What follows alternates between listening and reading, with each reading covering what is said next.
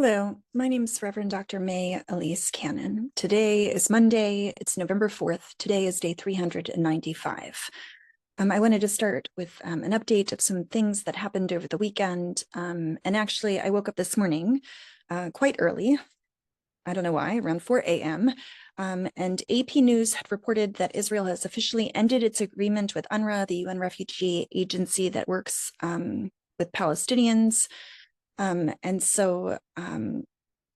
UNRWA is also the main aid provider to people in Gaza. This was a step in the 90-day implementation of legislation that was just passed in the Israeli Knesset, and it will sever ties with the agency and ultimately prevents it from operating in Israel. Over the past 13 plus months, at least 237 UNRWA staff have been killed in the war in Gaza, a toll among UN staff that's not been seen in any other conflict in the history of the United Nations. Over 200 UNRWA facilities have been damaged or destroyed, and more than 560 people have been killed while staying in UNRWA shelters. The Washington Post reported yesterday that Palestinian civilians have described being used as human shields by Israeli forces in Gaza. 4 different Palestinian men spoke to the Post while providing vivid accounts of being forced to carry out life-threatening tasks by Israeli soldiers while in the Gaza Strip, including searching buildings that were feared to be booby-trapped. Nearly 100,000 children in Gaza City have received a second dose of the polio vaccine over the weekend, according to the health ministry, adding that 15,000 children in northern towns in North Gaza are inaccessible, either because of the hostilities there. We've been monitoring the displacement, the fact that anyone who moves in North Gaza is considered a hostile enemy force. Israeli fire yesterday hit a polio vaccination center and the car of a UN official involved in the campaign, even though there was supposed to be humanitarian pauses where these vaccinations were being carried out. The World Health Organization chief reported about that. At least 4 children were reportedly injured in that incident. An AP News investigation into the allegations from Israel about Hamas's presence in hospitals that were raided by Israeli troops concluded that there was little evidence to support the claims. I just want to read that again. So AP News investigated the allegations by Israel that Hamas's presence in hospitals was part of why, Israel invaded so many hospitals. There were so many attacks on hospitals, and AP News concluded that there was little evidence to support those claims. Arabic news sources reported that Hamas and Fatah had representatives meet in Cairo and that they formed an administrative committee to manage Gaza, but those details have not yet been disclosed. Hamas apparently proposed a framework for the committee's functions, while Fatah requested time to review with their central leadership. This came while President Abbas has been meeting with Egyptian President al-Sisi in Cairo to discuss the current situation in Gaza, in addition to broader regional stability efforts.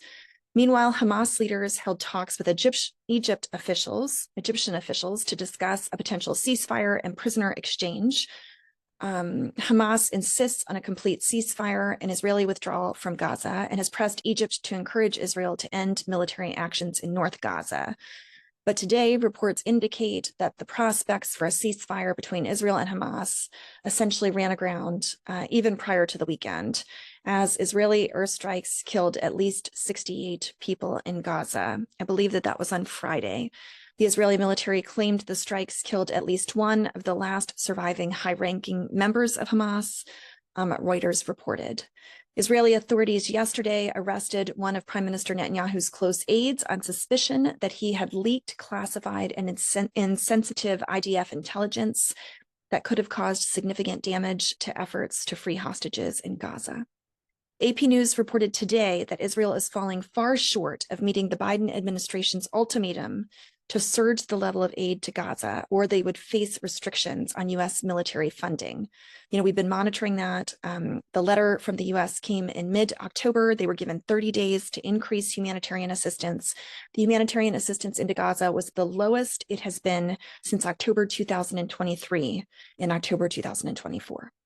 I shared this previously, but it bears repeating. The entire population of North Gaza is at imminent risk of death from disease, famine, and ongoing bombardments amid what's being identified by 15 aid agencies as, quote, apocalyptic situation, an apocalyptic situation in the territory. They said that in a joint statement that came out on Friday. In the West Bank, Palestinian officials have said that Israeli settlers torched cars in Al-Bir. Al-Bir is a city that's adjacent to Ramallah. Israeli settlers were behind the attack, where several cars were torched overnight. This is just a few kilometers away from the Palestinian Authority's headquarters in the occupied West Bank. No one was wounded in the attack overnight into Monday today. The AP, a reporter from the Associated Press, counted 18 burned out cars. The Israeli military said it captured a senior Hezbollah operative in a naval raid on Friday into the weekend, and the kidnapping angered Lebanese authorities, with the Prime Minister of Lebanon, Mikati, saying that the country would submit a complaint to the UN Security Council. A U.S. push to halt fighting between Israel and Hezbollah has stalled after the U.S. drafted a ceasefire proposal, and it was found to be, quote, unrealistic, and Israel insisted on being able to enforce a truce directly. Israeli airstrikes killed at least 52 people across Lebanon's northeast on Friday into the weekend. And on Sunday, Israel said its troops had carried out a ground raid into Syria to seize a Syrian it had accused of working with Iran. This was the first time in the current war that Israel had announced troops that were operating in Syrian territory. The Syrian citizen had been involved in Iranian networks, and so that was the purpose of the ground raid.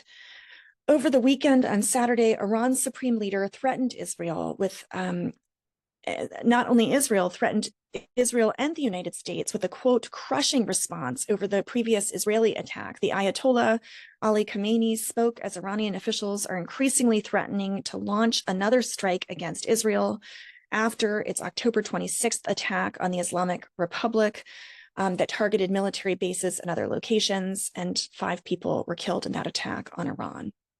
The U.S. is sending more arms and military, bomber aircraft, fighter jets, Navy warships to the Middle East to bolster its presence in the region. The Pentagon announced before the weekend. I wanted to provide some specifics on that. The U.S. Air Force is sending B-52 Stratofortress bombers. They've arrived in the Middle East to deter Iran and its proxies. The U.S. military announced this on November 3rd. This is the first time B-52s have been deployed to a base in the region since 2019. The U.S. is deploying a total of 6 B-52s, an additional squadron of F-15E Strike Eagles, and more aerial refueling tankers to support those aircraft, according to U.S. officials. The fresh air power is designed to compensate for the departure of the USS Abraham Lincoln carrier strike group, and it also comes as senior Iranian officials have threatened to attack Israel. The Biden administration warned Iran in recent days against attacking Israel, stressing it won't be able to hold Israel back. And an Iranian-American journalist is also believed to have been detained by Iran for months now, according to the State Department on Sunday. Arab states are resisting U.S. appeals to do more about the Houthi campaigns against the U.S. and its regional allies amid anger over the continuing war on Gaza. And the U.S. Army, this was an interesting report in terms of the U.S., has criminal investigators reviewing an incident involving a top general who's been overseeing military affairs in the Middle East. Defense officials said on Friday. The Washington Post reported that General Michael Eric Kurilla has been one of the Biden administration's key emissaries to Israel in the Middle East since the Gaza war. And this is not confirmed, but according to military.com, they reported Thursday night that Kurilla was under investigation for pushing a U.S. airman during a September trip to Israel. Citing an unidentified defense official with direct knowledge of the incident, the report said that he became frustrated with his communications access, and he got into an argument with a member of a flight crew on a C-17, an Air Force transport plane. The Washington Post said this casts a shadow over Kurilla, a decorated combat commander who's maintained a low profile throughout his tour leading Central Command. He's made multiple trips to the Middle East amid the Biden administration's attempts to navigate the crisis there. He's visited Israel at least 4 times since the fighting in Gaza began. In congressional testimony in March, he assessed that the Middle East has faced its most volatile security situation in the past half century, and that the deadly Hamas militant attack on Israel in October 2023 has created conditions for adversaries to sow instability in the region and beyond. Kurilla was back in Israel this week, White House spokesperson Karine Jean-Pierre told reporters on Wednesday. Finally, I just wanted to call your attention to a CNN article that was posted on November 3rd. It was entitled "Palestinians Were Living Under Occupation for Decades Before the War, a Palestinian and an Israeli United to Show the World Their Reality." The article is about Masafer Yatta. It's a community we know well and have worked in the South Hebron Hills, and it's about a film that tells their story. The film is called No Other Land. I'd encourage you to go online and watch it. The film was produced documenting the story in the South Hebron Hills of Masafer Yatta. Again, the film is called No Other Land. It's a documentary made by a 4-person Israeli and Palestinian filmmaking team chronicling the demolition of Masafer Yatta in the occupied West Bank in Palestine. So that's the update as a new week begins on day 395. May God go before us. Keep us in your thoughts and prayers. I head to the Middle East tomorrow. The rest of the team comes in coming days. May the Lord bring peace quickly. Amen.